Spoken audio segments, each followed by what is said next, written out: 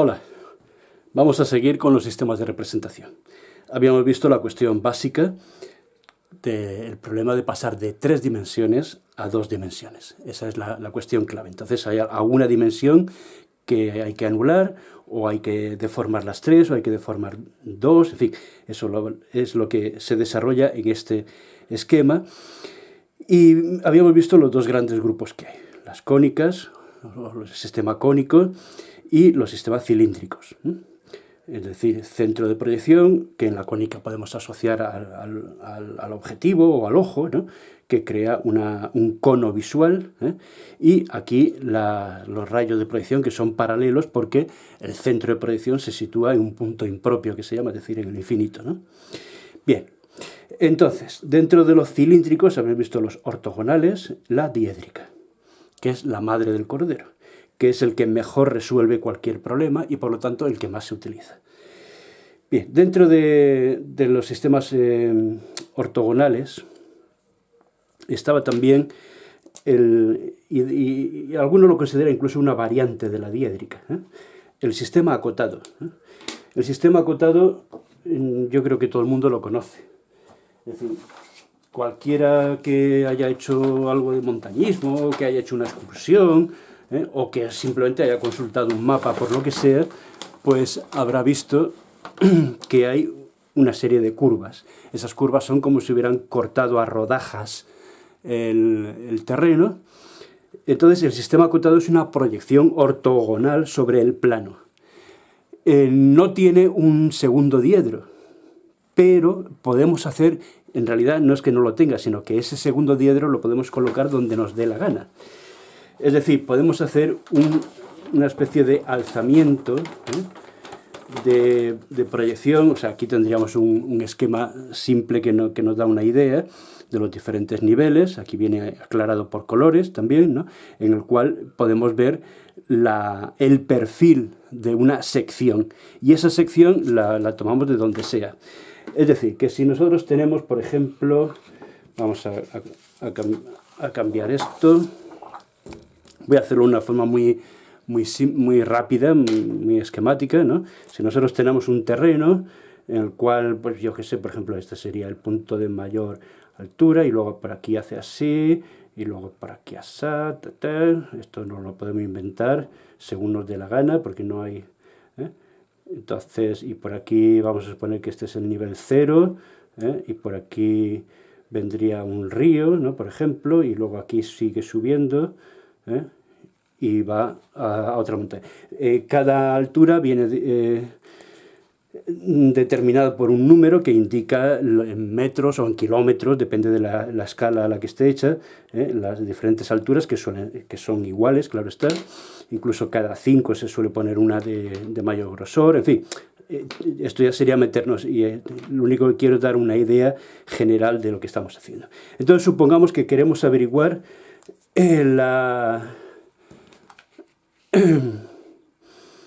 la sección que hay entre estos dos puntos, entre estas dos cotas máximas que hay entre estas dos montañitas, ¿no? Entonces, ¿qué es lo que hacemos? Pues una sección en ese punto y un abatimiento de esa sección en el mismo sitio, o en un sitio aparte. Eso ya al gusto de... Casi mejor lo hubiéramos hecho en rojo. Bien, entonces ahora cada uno de estos puntos, fijaros, tenemos aquí varios niveles. Vamos a suponer que este es el nivel 1, este 5, 10, 15, 20, 25 y este el que sea, ¿no? Es decir, que tenemos, aquí establecemos una escala paralela a esa dirección, ¿no? Entonces estaría aquí, por supuesto, esto tiene que ser a iguales distancias, que puede ser a una escala proporcional o no. Podemos exagerar esa escala para que aparezca más claro el nivel. Esto también se puede utilizar para cubiertas, se utiliza mucho en arquitectura para cubiertas. Es decir, una terraza, por ejemplo, tiene inclinaciones diversas, ¿no? Y esas inclinaciones pueden venir dadas, en este caso, más que por curvas de nivel, serían rectas de nivel, ¿no? Bien, aquí tenemos el nivel 0, aquí estaría el otro, por aquí vendría el otro, aquí vendría perdón, aquí. Fijaros que cuando aquí la separación es mayor, indica que, por supuesto, la pendiente es menor, o sea, a mayor separación, pendiente menor. Vamos a ver por dónde iba. Sí, este viene aquí, este viene aquí, y luego este no tiene por qué ser otra unidad, sino que puede estar ahí, ¿no? Y, bueno, y el otro lado, el otro cerro, ¿no? Que vendría por aquí, vendría por aquí, bueno, etcétera, etcétera, etcétera, ¿no? Entonces, con esto, fijaros que inmediatamente nos damos una idea, bueno, este ya se sale, nos damos una idea de cómo es ese perfil del terreno, y eso puede corresponder a una ruta de subida o a un perfil visual, en fin, a muchas cosas. ¿Os dais cuenta del tema? Luego esto bajaría por aquí, en fin, esto. Entonces, esto es, para dibujo topográfico, es fundamental. Pero daros cuenta que estamos trabajando, en realidad, esto es una diédrica, es una variante de la diédrica. No es nada extraño, ¿no? Por eso que os decía que la diédrica es la madre del cordero, ¿no? La base de todos los sistemas, ¿no? Bien, con las axonométricas, que es lo que vendría ahora, ahora viene axonométricas. Dentro de las ortogonales hemos visto diédrica, sistema acotado, ahora vienen las axonométricas. Las axonométricas, ¿qué pasa? Axio, viene de eje. Es decir, el espacio son 3 ejes, 3 dimensiones. O sea, es 3 ejes que corresponden a las 3 dimensiones. Siempre esto ortogonalmente, ¿no? O sea, ángulo recto, ¿no? Entonces, pues esto es, por ejemplo, altura, anchura, profundidad o longitud. Y entonces este sistema, en diédrica hemos visto que tenemos una proyección así para el alzado y otra así para la planta, ¿no? Y luego, si hace falta un perfil, pues un perfil, ¿no? En la dirección que sea. Entonces, en las axonométricas, ¿qué pasa? Que estos 3 ejes, en vez de estar frontales al plano de proyección, pues los ponemos inclinados. Entonces, si tenemos, vamos a suponer este cubito, pues este cubito, con respecto a estos 3 ejes, tendrá esta posición. Entonces, ¿qué estamos viendo de este cubo? Pues estamos viendo en realidad todas sus caras. ¿Qué es lo que pasa con respecto al sistema diédrico? Porque esto es una proyección ortogonal también, en realidad, como el sistema diédrico. También podríamos decir incluso que es una variante del sistema diédrico. Pero ¿qué es lo que pasa? Que evidentemente esta cara, que sabemos que es un cuadrado, porque se corresponde a los ejes que forman ángulo recto, pero no vamos a ver un ángulo recto. Al proyectarse, lo que vemos es, fijaros, el contorno aparente es un hexágono, y cada una de sus caras es un rombo. Es decir, que la proyección de esto,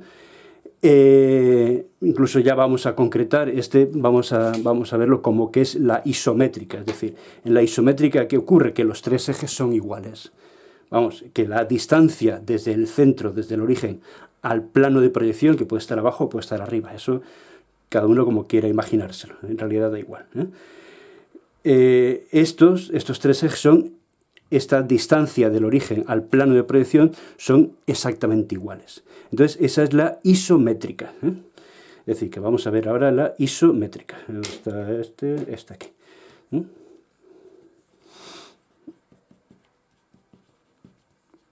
Que la isométrica podemos tratarla como sistema isométrico o como perspectiva isométrica. Pero en fin, eso ya sería meternos en profundidades, que ahora estamos viendo el concepto general, no vamos a entrar en detalles. Entonces tenemos el eje, se le suele poner como Z, el eje para las alturas, el eje para las anchuras, este sería el Y, por ejemplo, y el otro eje que puede venir por aquí. Daos cuenta que el que sea más largo para un lado o para otro, pues también da igual. Los ejes son infinitos, entonces puede tener muchas direcciones. Y con respecto a esto colocaríamos lo que es el cubo, ¿no? El cubo o cualquier otra figura, evidentemente. Es decir, que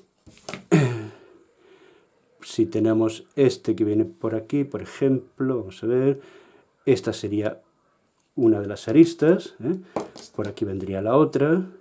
Claro, el problema del isométrico, como ya creo que estáis viendo, ¿cuál es? Que el punto de origen coincide un vértice con el otro. Es decir, que en el isométrico puede ocurrir que se cree cierta confusión porque coinciden algunos vértices que tienen distancias iguales, claro. Es decir, que este vértice que me sale aquí, que está arriba, coincide con el que está abajo, por la posición que tiene, ¿no? Entonces, para evitar eso, algunos se inventó la dimétrica o incluso la trimétrica. Entonces, en la dimétrica y en la trimétrica, ¿qué ocurre? Pues vamos a verlo con esto también. Vamos a poner otro por aquí. ¿Qué ocurre? Pues ocurre lo siguiente. Los tres ejes, en vez de ser iguales, pues hay uno en la dimétrica, uno que es claramente distinto, que puede ser más largo o más corto, como queramos, ¿no? Según las circunstancias que se den, ¿no? Vamos a suponer el más corto, ¿no? Entonces, ¿qué es lo que ocurre? Pues lo mismo, las tres dimensiones, ¿no? Este ya lo voy a hacer un poquito más a la ligera, porque si no nos entretenemos mucho y ya hemos estado dando una visión general y no nos vamos a meter con detalle. Entonces, este centro se proyecta aquí, ¿no? Entonces, un eje viene por aquí, ¿no? El otro viene por aquí y el otro viene más o menos por aquí. ¿Vale? Entonces, a la hora de representar el cubito pues ¿qué pasará? Las caras ya no las vamos a ver como rombos, sino más bien como romboides. Es decir, esta dimensión será menor que la que está en este eje. ¿Qué es lo que ocurre aquí? Perdón, sí. ¿Qué es lo que ocurre aquí? Que la coincidencia de un vértice con el otro no ocurre, pero sí ocurre la coincidencia de una arista oculta, esta por ejemplo, con la dirección de la otra arista oculta. Entonces eso puede crear algún tipo de confusión también, ¿no? Y por eso se inventaron también la trimétrica. O sea que esta es la dimétrica, y existe la trimétrica también. ¿La trimétrica qué ocurre? Pues que los tres ejes son distintos, cada uno es de una dimensión distinta, totalmente distinta. Pues por ejemplo ¿no? ¿Sabéis? Este es el más corto, luego le sigue este, que es más largo, y luego está este, que está igual que antes, ¿no? Entonces aquí ya no coincide que la prolongación de la arista coincida con este otro, sino que ya los tres ejes, vamos a ponerlos por ejemplo así. Bueno, yo creo que esto no merece la pena que nos entretengamos más, ¿no? Yo creo que está claro, ¿no?, el asunto. Es decir, bueno, haciéndolo ya muy, muy rápidamente, ¿qué ocurriría? Pues que un plano Un plano vendría así, otro vendría así y otro vendría por aquí. Bueno, es decir, que no en ningún momento se da la coincidencia ni de la prolongación de uno con el otro, ni de por supuesto, la coincidencia de un vértice con otro, ¿no? Bien, eso en cuanto a las axonométricas ortogonales. Pero aún hay otro grupo que sería, dentro de los cilíndricos, que serían las perspectivas oblicuas, que aquí prácticamente solamente hay una, o solamente se usa una, bueno, con dos variantes. Es decir, dentro de las oblicuas vamos a seguir utilizando las axonométricas, pero el que sean oblicuas, ¿qué quiere decir? Pues fijaros, vamos a poner otro papelito, incluso vamos a borrar este.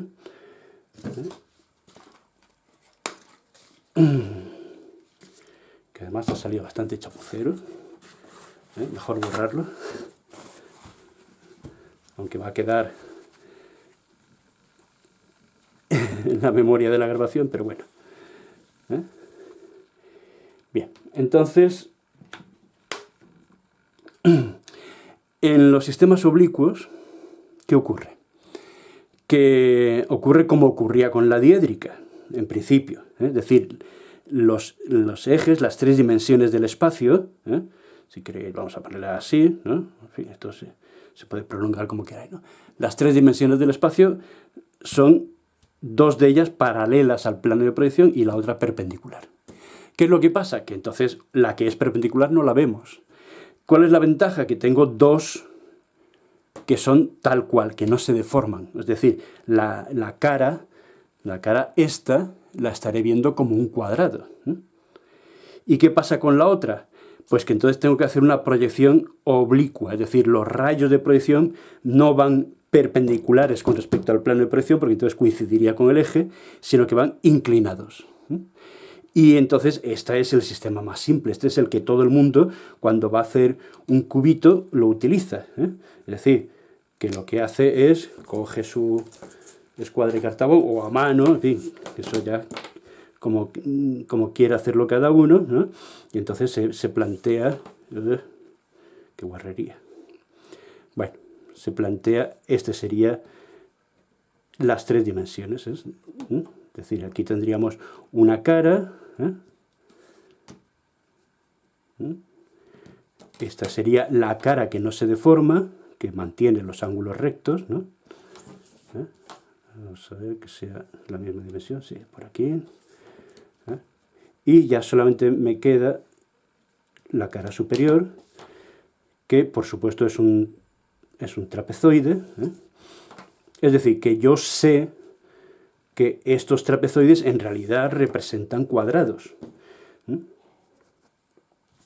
Y entonces esta diferencia que hemos planteado aquí entre dentro de las oblicuas, axonométricas, dimétricas, esta sería la caballera, es decir, la caballera, ¿qué es lo que hacemos? Que el eje que se deforma no es ni el z, o sea, el que representa las alturas está tal cual, el que representa las anchuras también, ¿no?